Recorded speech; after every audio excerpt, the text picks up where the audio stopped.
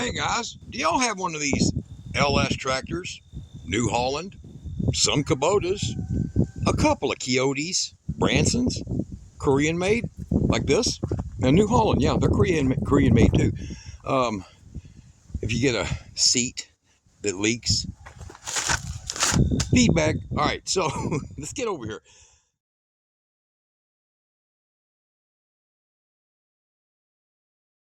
90% of these tractors have the same style, one way or another. The knob may be a different color, but they're going to have a PTO switch. Now, the funny thing about these PTO switches is they're out here in the open.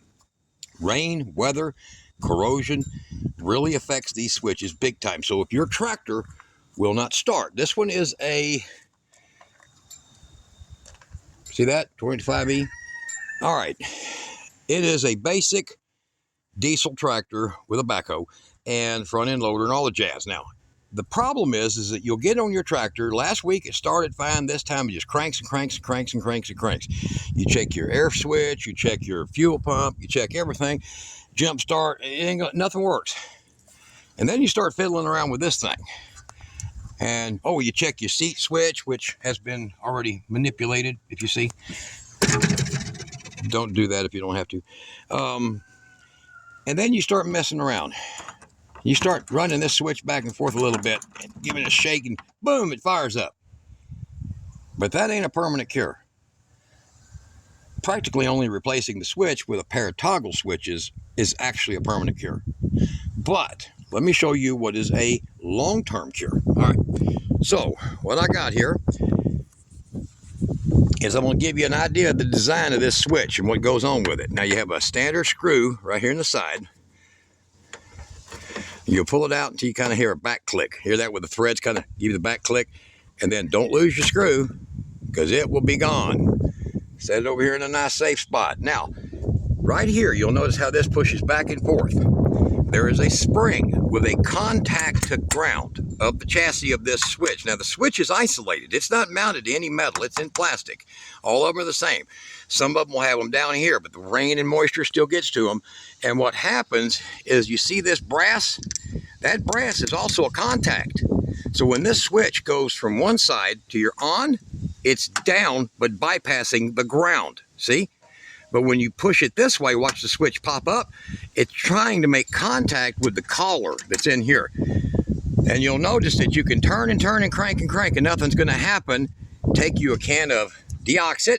The D5 works about the best because it lubricates also. And you're gonna spray it right inside. Now, one of the solutions I would recommend is put a nice tight O-ring around that, but you'll see how close, see how that goes all the way down? It doesn't solve it, okay?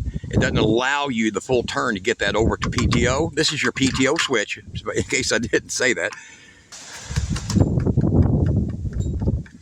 All right, so you get it nice and tight there. Don't overcrank that. That's a brass screw, okay?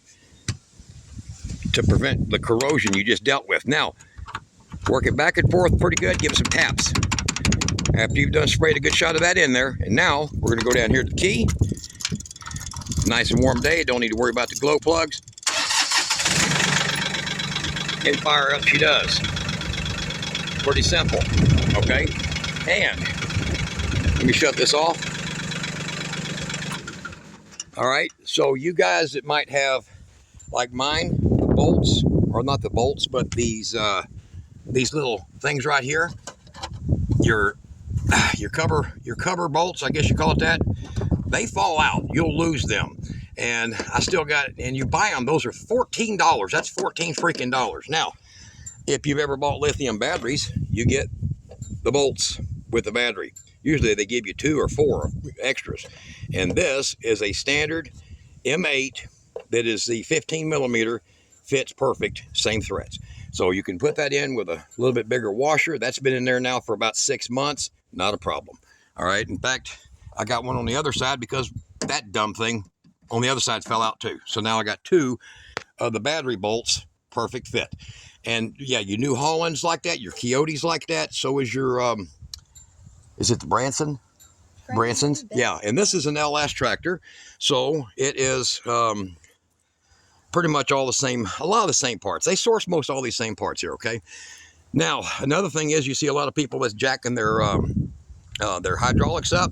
This one, the LS, is a lot easier to deal with than a lot of the other tractors. So you can just look right over here. Hold on, right here. You see this right here?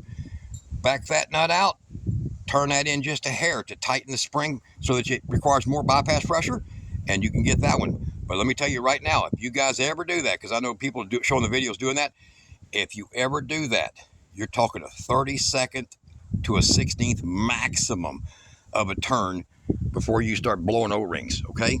And unless you're working the bad streets, don't blow O-rings, okay, guys? Now, that's the game right there. However, this will get you up and running if you have an LS tractor or similar shutting down on you, all right? And now it even moves a lot easier. 4 months, maybe I'll do it 4 months from now again until I decide to put in a set of rocker switches that just, you know, 3-way and fix the problem myself permanently. All right, guys, there you go. That's a little MT225E hydrostatic, very dirty. And look on the channel, we're doing a video of power stations that we use out here on the job. And I got new solar panels for it. We're going to give them a try. All right, you guys be good.